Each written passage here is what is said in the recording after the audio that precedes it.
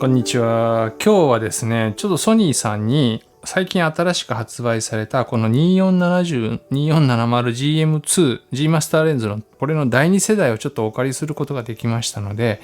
使ってみての感想なんかをね、お話ししたいと思います。詳しいなんかスペックとかいろいろ細かい写真の比較とか皆さんされてますんで、今回そういうのはなしで、軽い感じで私が実際に使ってみてどうだったかみたいなことをね、ちょっとお話ししたいと思います。今回案件じゃないんで、本当に新製品が出たのでちょっと使ってみてくださいみたいな感じでお借りしました。で、新潟にちょっと仕事で1週間ほど撮影に行ってたんですけど、その時にね、いろいろとこの α7S3 と組み合わせて使ってみました。で、普段は私はこのシグマの 2470F2.8DGDN というこれを使ってるんですけど、これね、値段も純正の G マスターの、初代と比べても半額ぐらいで買えますし、非常に気に入って使ってるんですけど、唯一欠点があって、それがですね、重いという点なんですね。重さどのぐらいかっていうと、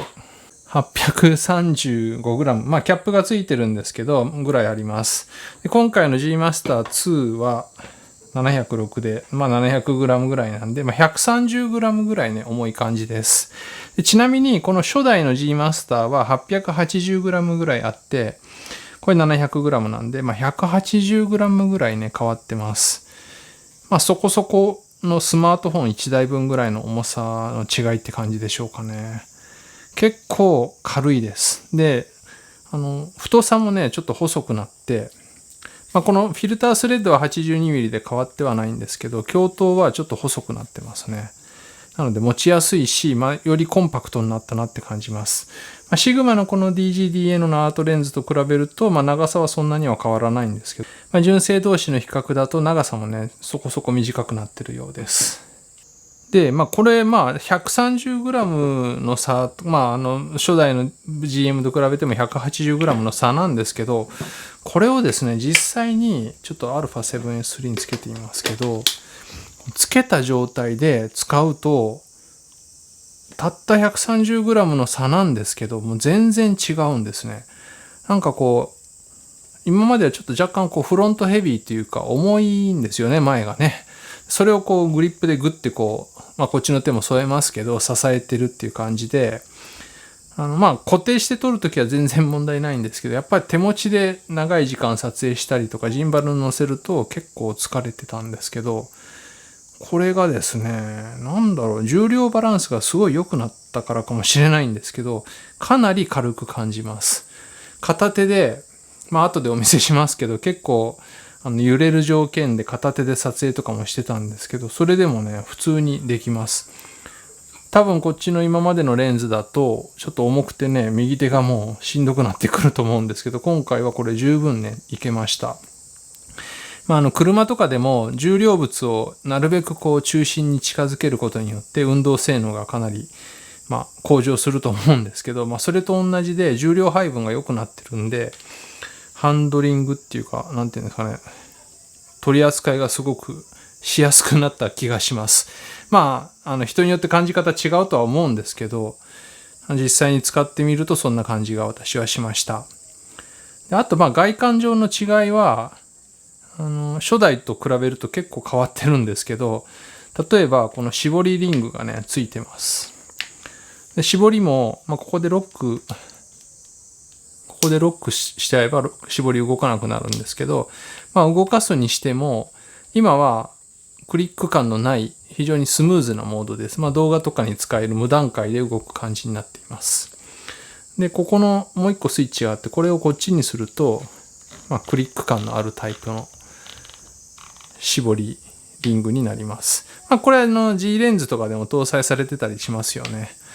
であとは、オートフォーカス、マニュアルフォーカスはよくありますけど、このフォーカスホールドボタンが2個になりました。普通に持って撮影するときはこういう感じで、縦モードで撮るときはこっちを押すとかね、そういう使い分けができるんじゃないかなと思います。地味に便利ですね。であと、このズームリングなんですけど、ズーム非常にスムーズでね、軽く動く感じでいいんですけど、ここにまたこれも切り替えボタンがあって、こっちにするとズームが非常にこうブレーキがかかったような硬い動きになるんですね。ゆっくり動かしたい時なんかはこれ有効かもしれないです。あとはまあこう逆さに持った時にレンズの先っちょがこう繰り出してこないようにする、そういう機能もあるようです。それがまあ外観上の違いでしょうかね。まあでもとにかく軽いです。まあ大きさもさることながら軽さ、重量バランスの良さが今回はちょっとね感動ものですね。これで標準ズームの F2.8 のレンズかって言われるとね、ほんとびっくりするような軽さです。で、実際撮影、まあいろいろ例えばインタビューとか風景撮影とか商品サンプルの撮影とかいろいろなものを撮影してきたんですけど、最後に笹川流れっていうところがあるんですけど、そこで観光船に乗って飛んでくるカモメにかっぱえびせんをあげながら撮影をするっていうのをしてたんですけど、船も2、30キロで多分走ってる状態で、カモメがそれについてきて、結構高速でカモメがこう、なんていうんだろう、横切ったりふわふわ飛んでるんですよね。でそれを片手でこうかっぱえびせんをあげながら撮影するという、ちょっとお見せしましょうか。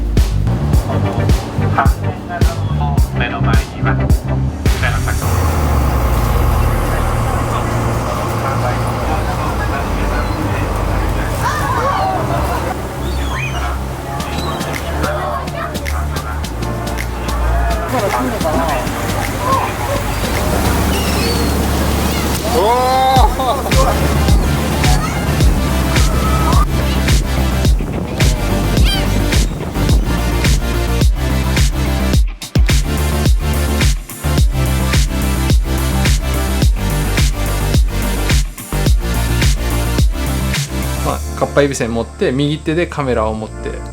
で飛んでくるカモメに焦点を合わせて、写真とか動画を撮るっていう感じで、動画も撮ってたんで ND フィルターをつけてる状態で撮影してます。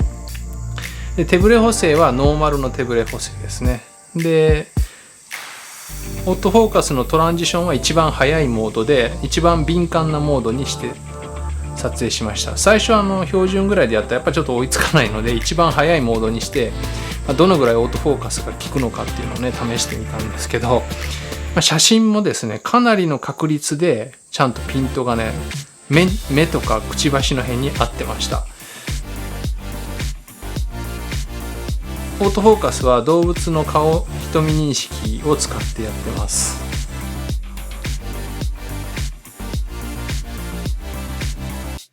で動画もこんな感じで普通にこう飛んでくるカモメにビシッとねピントが合います。でかっぱえびせんを取っていく瞬間とかも早すぎて普通には見えないんですけど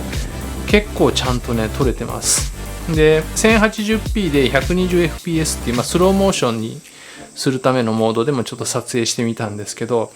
それで見ると本当にピントがちゃんと合ってるのがね見えます。もちろん外れてるのもあるんですけど、片手で結構揺れる日本海なんでね結構揺れるような状態なんで、それでもここまでのものが撮れるっていうのはね結構ねすごいんじゃないかなと思います。今までのこのシグマのレンズでもひょっとするとこれに近いものは撮れてたのかもしれないんですけど、やっぱここでもねその重量バランスっていうのがすごい効いてきてこうガンガンって揺れてるんですけどしっかりねホールドして撮影することができるんでやっぱ軽いっていうのは正義だなと思いました。それ以外のね普通に止まってるものとか普通の撮影であれば、そこそこのレンズであれば今はもうどんなレンズでも結構綺麗に映るとは思うんですけど、過酷な状況になればなるほどそういう違いが出るのかなと思いました。っていう感じで実際1週間ほど使ってみての感想になります。値段もね、25万から30万ぐらいするレンズで、なかなかすごいんですけど、やっぱ性能も、現時点ではこの標準ズームとしてはやっぱ最高なのかなと思います。詳しくはまた下にリンクを貼っておきますので、よかったらそちらの方見てみてください。ということで、今回もご視聴ありがとうございました。